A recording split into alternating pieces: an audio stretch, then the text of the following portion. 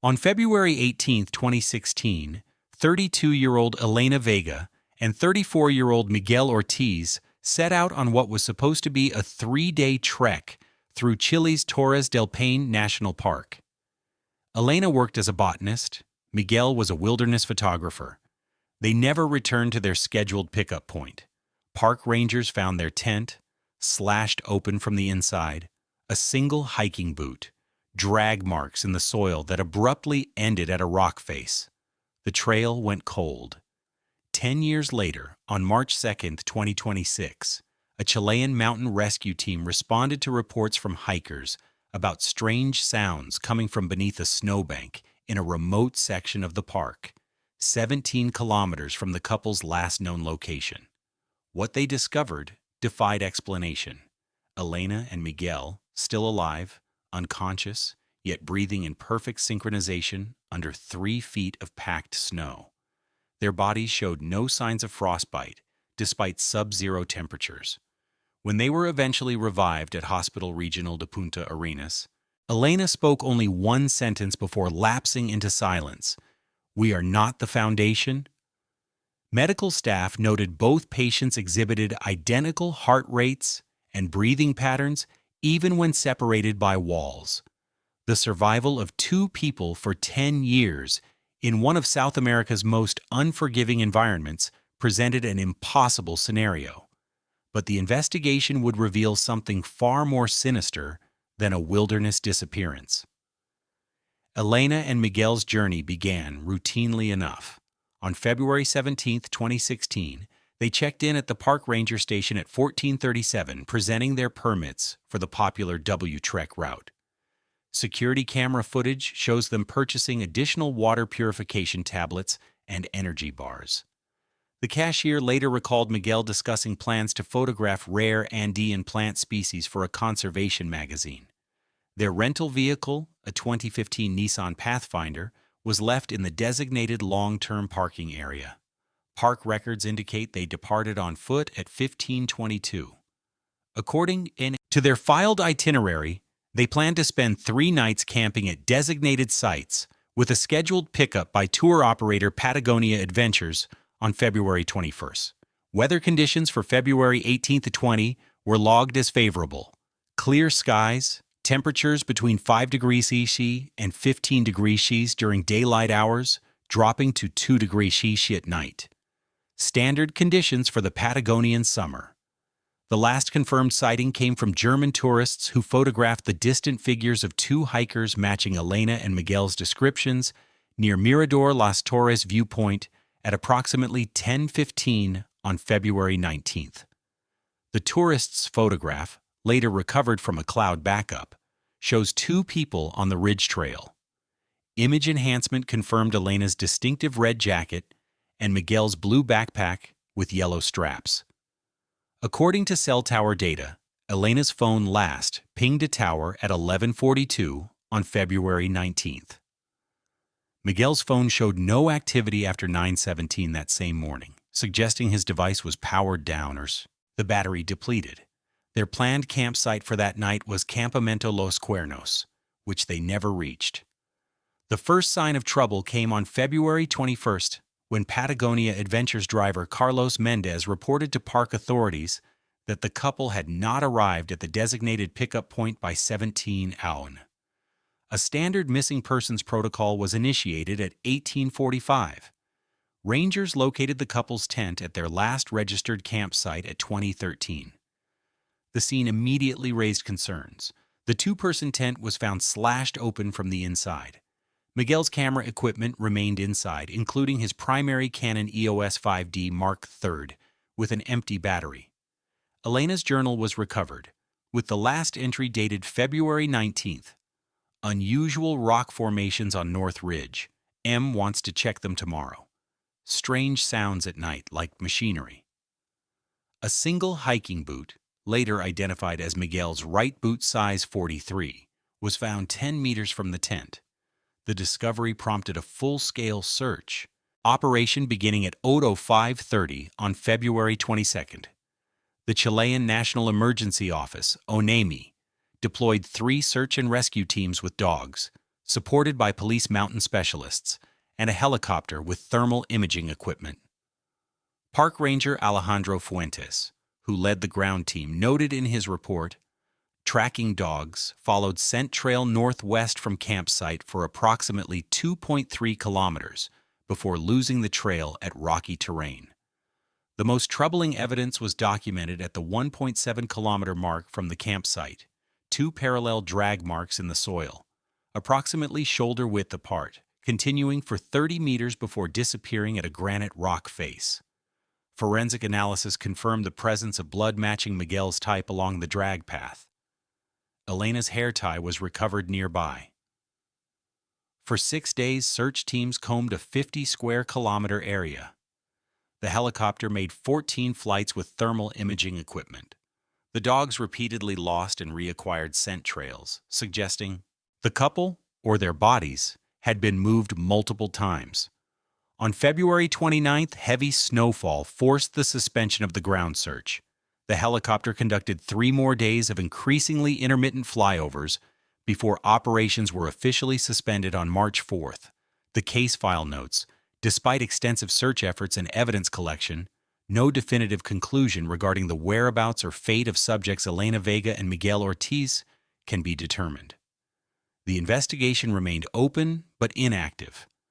Both families conducted private searches over the subsequent years, hiring guides and placing missing persons advertisements in local publications throughout Patagonia. According to case documentation, the total search covered over 120 square kilometers without additional findings.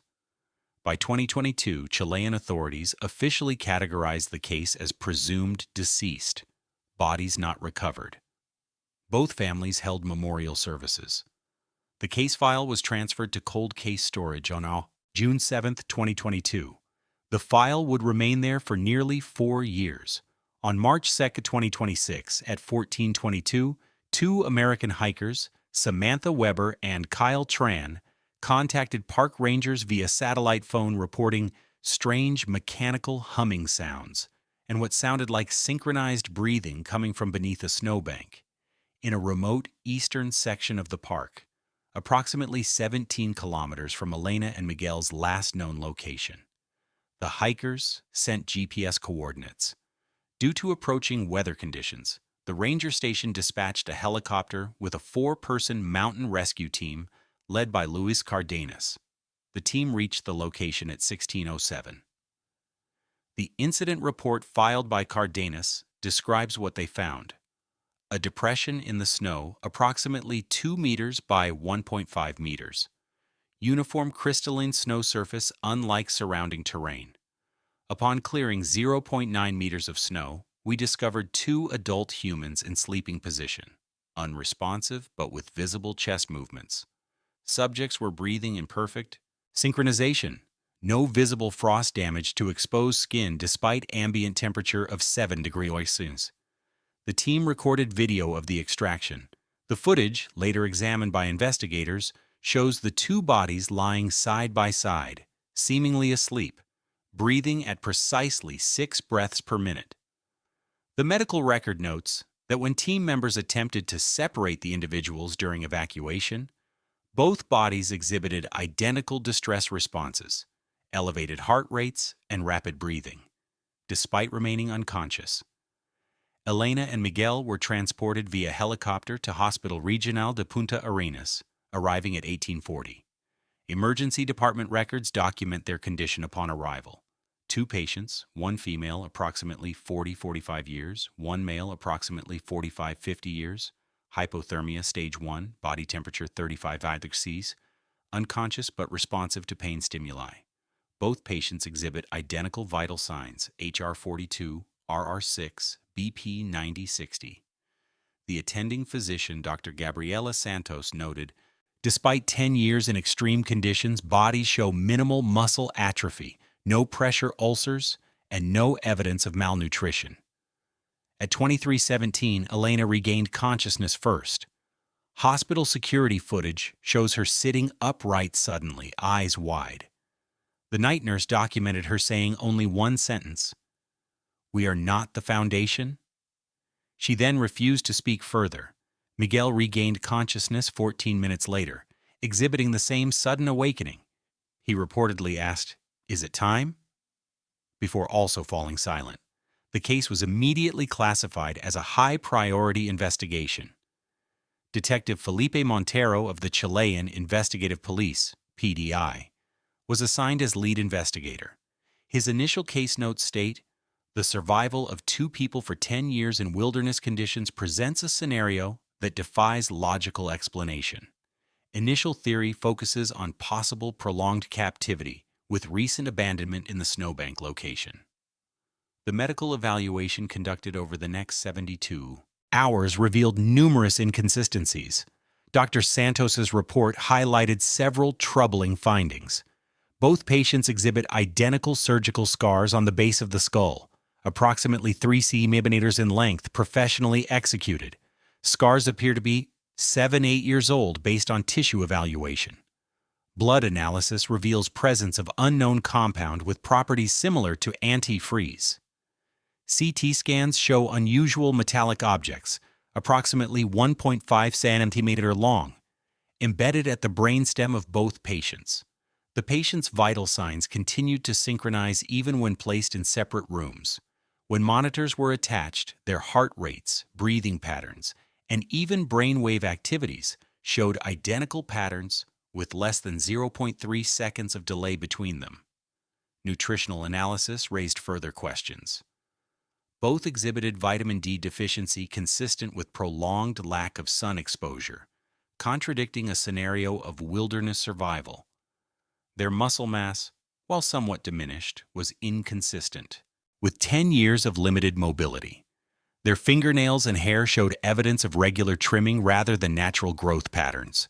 Most significantly, dental examination revealed professional dental work performed after their disappearance. Elena had a crown on her lower right molar that her previous dental records confirmed was not present before February 2016. The dental material was of a type not commonly used in Chile, but matching standards used in Argentina. As medical evaluation continued, Detective Montero began to view Elena and Miguel with increasing suspicion. His case notes dated March 5th state, "The physical evidence suggests the subjects were not lost in the wilderness, but were in an environment with access to medical care, dental services, and regular maintenance of their physical needs. Their current condition is inconsistent with their reported circumstances." During initial questioning, both Elena and Miguel claimed to have no memory of the past 10 years. Psychological evaluation noted their responses appeared rehearsed and coordinated.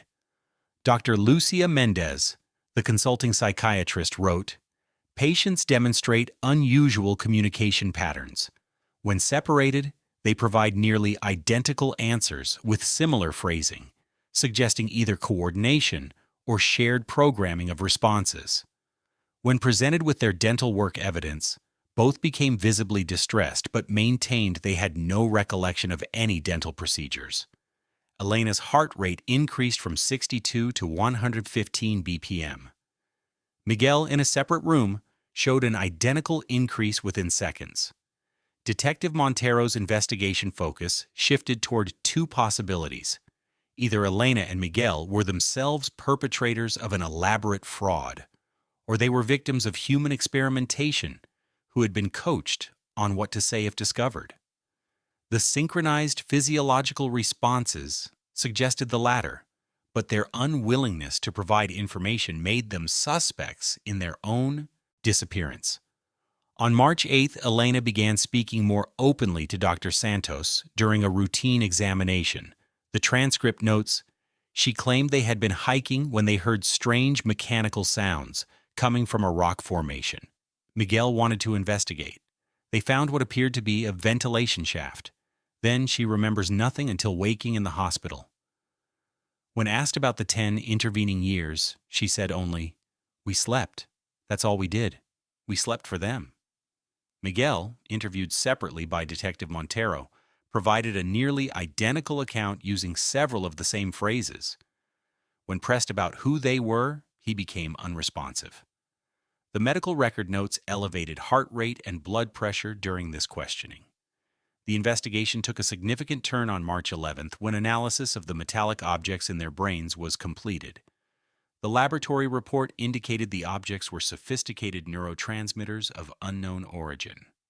Dr. Emmanuel Rivera, the neurological consultant, stated, "These devices appear to be capable of monitoring and potentially controlling brain activity. They are positioned at the brainstem where they could influence autonomic functions, including heart rate and respiration. The technology exceeds current known medical capabilities." On March 12th, while Elena was undergoing an MRI scan, the device in her brain became active, causing severe pain.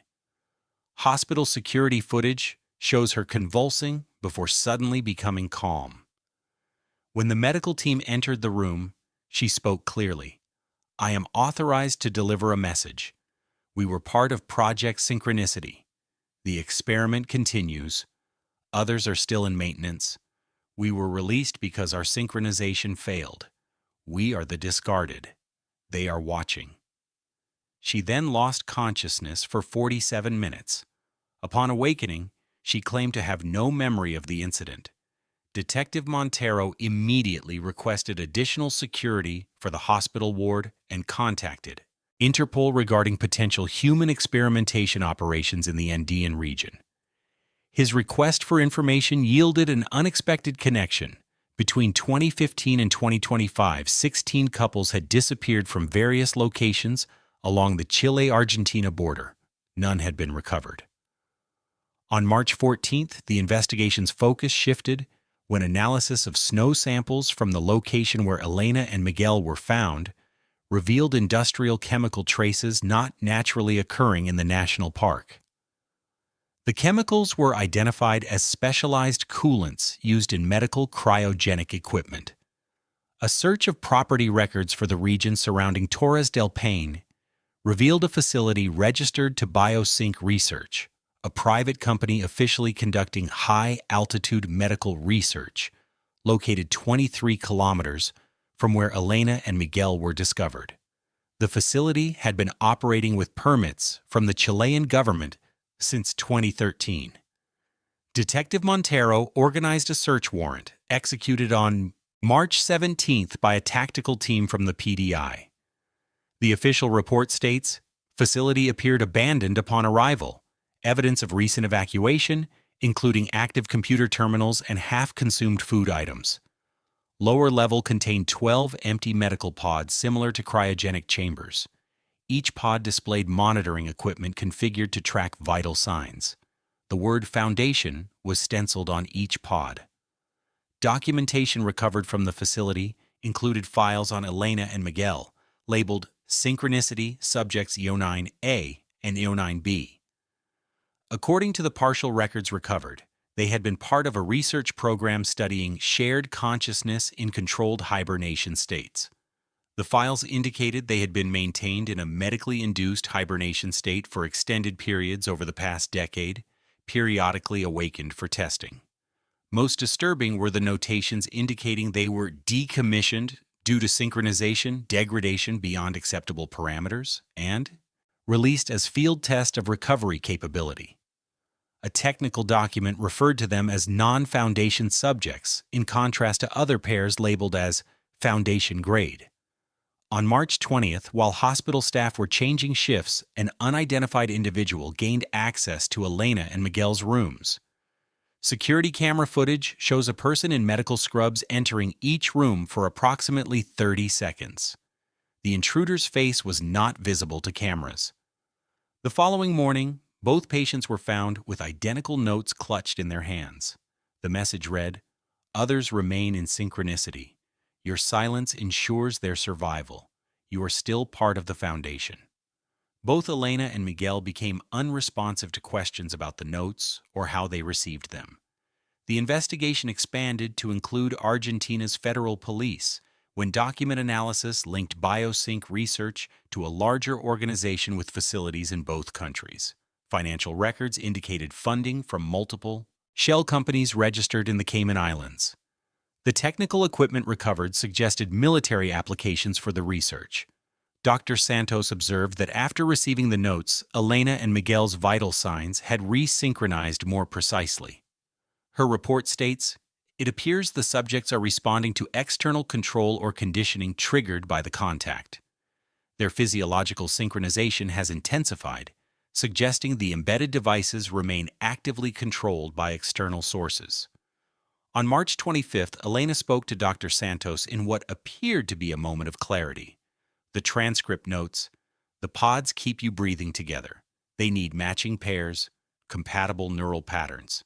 They put us to sleep for months, then wake us to check the synchronization. If you match perfectly, you become foundation. If not, you're discarded." When asked what foundation meant, she replied, "The base layer, the ones who never wake up again. Perfect sync until death." Miguel, in a separate wing of the hospital, reportedly made an almost identical statement to a nurse at precisely the same time, using many of the same phrases. Interpol issued alerts for 4 scientists identified from the facility documentation. On April 2nd, Argentine authorities located one of the researchers, Dr. Claudia Vidal, at a border crossing attempting to enter Uruguay. According to the arrest report, she was carrying digital storage devices containing research data and approximately $50,000 in cash. Dr. Vidal refused formal interrogation but made one statement during processing. "The Foundation project advances human evolution. We create perfect synchronicity between compatible neural networks. The military applications are merely funding mechanisms for the greater work." Based on information recovered from Dr. Vidal's devices, Chilean and Argentine authorities coordinated raids on 3 additional facilities in remote mountain locations on April 7th. 2 were found recently abandoned. The third, located in Argentina's Tierra del Fuego province, contained 4 pods with subjects inside. The official report is heavily redacted, but medical records indicate the recovered individuals showed similar modifications and synchronization patterns to Elena and Miguel. On April 10th, Elena and Miguel both suffered simultaneous seizures at Aero 317. Hospital equipment recorded identical brain activity patterns during the events. Dr. Rivera's analysis determined the seizures were triggered by remote activation of their neural implants. Technical specialists confirmed that despite security measures, a signal had penetrated the hospital's electronic countermeasures. Following the seizures, both patients began speaking more openly, but investigators noted their statements appeared to be delivered under duress. Elena told Detective Montero, "The Foundation project began in 2010. They select couples with compatible brainwave patterns. We volunteered for a sleep study. The contract we signed, we didn't read it carefully." Miguel, interviewed separately, used nearly identical phrasing. The investigation took a critical turn on April 15th when analysis of recovered documents revealed BioSync Research was a subsidiary of Nexus Dynamics, a defense contractor with connections to multiple South American governments. Financial records indicated payments coded as Synchronized Operator Development, dating back to 2012. A classified briefing to Chilean government officials, partially leaked to investigators, suggested the program's ultimate goal: developing technology to maintain multiple human operators in perfect synchronization for controlling complex weapon systems and surveillance networks. The Foundation subjects were to serve as the permanent neural network supporting these systems, maintained in indefinite synchronized hibernation. On April 17th, Dr. Vidal was found dead in her detention cell. The official cause was listed as self-induced cyanide poisoning. A note found in her possession read only, "The Foundation will prevail." By April 20th, international arrest warrants had been issued for 7 individuals connected to the BioSync research program. 3 were apprehended attempting to cross various South American borders. 4 remained at large, including the program's director, Dr. Marco Alessandro. Elena and Miguel's medical condition began to deteriorate in late April. Dr. Santos noted increasing synchronization of all bodily functions to the point where they appear to be functioning as a single organism distributed across two bodies. Attempts to surgically remove the neural implants were deemed too dangerous due to their integration with critical brain structures. On May 2nd, both patients began experiencing identical nightmares described as being trapped in glass coffins, watching others breathe in time with them. Dr. Mendez noted, "The subjects appear to be experiencing residual trauma from their captivity, but the identical nature of their reported dreams suggests continued neural synchronization beyond conscious control." The investigation suffered a significant setback on May 10th when the primary research facility in Torres del Paine was destroyed by an explosion. The official report indicates remote detonation of pre-placed explosives. Critical evidence was lost, though digital copies of some documents had already been secured. Throughout May and June, international authorities continued to track the remaining biosync operatives. 2 were apprehended in Brazil on May 28th. Dr. Alessandro remained at large, though intelligence reports placed him in Eastern Europe. Elena and Miguel's medical status stabilized, but remained concerning. The final medical report from Dr. Santos, dated June 15th, states, "Subjects maintain synchronized vital functions, despite all attempts to disrupt the pattern. Removal of the neural implants remains impossible without unacceptable risk of brain damage or death. Long-term prognosis suggests they will continue in this synchronized state indefinitely." In early July, both patients were transferred to a specialized neurological facility in Santiago under 24-hour security. Their families were allowed restricted visits. Elena's sister reported that during her visit, both Elena and Miguel turned to look at the door simultaneously when a nurse entered, despite Miguel being in a separate room without line of sight. The Chilean government officially closed the biosync research facilities and initiated a review of all medical research permits in remote areas. Argentina implemented similar measures. A joint task force continued to investigate the full scope of the operation, which preliminary findings suggested had affected as many as 30 couples across South America. Dr. Alessandro was eventually located in Ukraine on September 3rd. During the arrest operation by Interpol, he sustained a gunshot wound and died before questioning could take place. Devices in his possession contained encrypted files that authorities are still attempting to access. The final investigative report on the Elena Vega and Miguel Ortiz case, filed on October 25, 2026, concludes, "Evidence indicates subjects were victims of non-consensual human experimentation focused on neural synchronization for potential military applications. Their release appears to have been a field test of recovery parameters following failed synchronization. Investigation continues regarding additional victims and remaining operational cells of the biosync network." Elena and Miguel remain under medical supervision. Their condition has not significantly changed. They continue to breathe, sleep, and even blink in perfect synchronization. According to medical staff, they rarely speak except when directly addressed, and then they often say identical phrases simultaneously. Neurological testing indicates their brain activity patterns remain more than 98% synchronized despite being housed in separate wings of the facility. Attempts to disrupt this synchronization have been unsuccessful and often result in physical distress for both patients.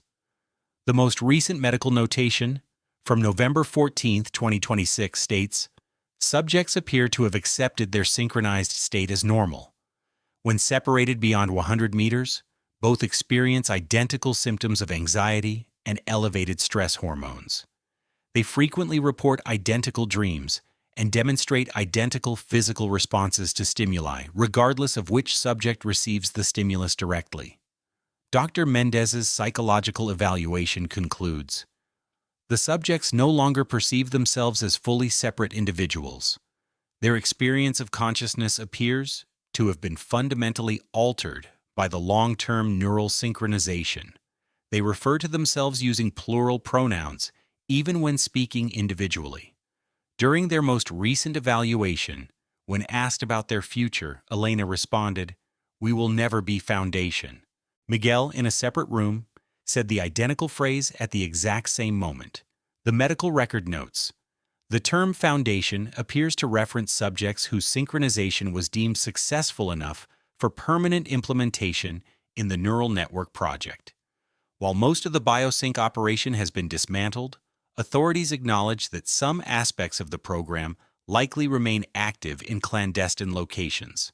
The technology demonstrated in Elena and Miguel's case exceeds publicly known capabilities in neural interface design.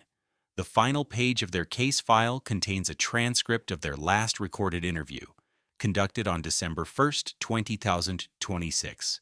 When asked if they wished to make a statement about their experience, they replied in perfect unison, despite being in separate rooms. "We breathe together now. It cannot be undone." According to facility reports, they continue to sleep exactly 7.4 hours per night, always falling asleep and waking at precisely the same moment. Security footage shows them often sitting motionless for hours, breathing in perfect synchronization. The medical team has observed that during rare moments when their synchronization briefly falters, heart rates temporarily diverging, or breathing patterns momentarily falling out of alignment, both become visibly distressed until the synchronization reestablishes. Their families have been informed that the condition appears permanent. The neural connections established over 10 years of medical manipulation cannot be safely reversed with current technology. They will likely remain in this synchronized state for the remainder of their lives. The investigation into the remaining biosync network continues. Intelligence sources suggest similar operations may exist in other remote regions globally. The full extent of the program and its victims remains unknown. Elena and Miguel's case file remains open, but has been reclassified from active investigation to long-term monitoring. They are housed in a specialized care facility where researchers continue to study their condition, hoping to develop methods to safely reverse the neural synchronization process for others who may still be held in similar circumstances.